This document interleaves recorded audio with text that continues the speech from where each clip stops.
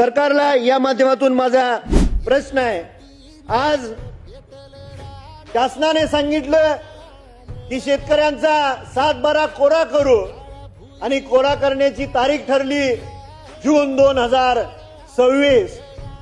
अध्यक्ष महाराज, शेतकऱ्यांनी कर्ज घेतलेले आहेत. स्वतःच्या त्या जमिनीमध्ये पिकं पिकवण्यासाठी शेतकरी कर्ज घेतो. आज मार्च महिना काही दिवसांनी चालू होतोय आणि मार्च महिन्यामध्ये सगळ्या बँकेचे मॅनेजर त्या शेतकऱ्यांना त्रास द्यायला चालू करतील आणि घेतलेली कर्ज भरून घेण्यासाठी त्यांच्या मागे तगादा लावतील.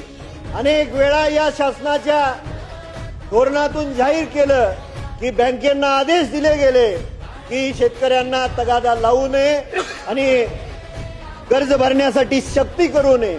तरी सुद्धा बँकेचे अधिकारी या आदेशाचं पालन करत नाहीत.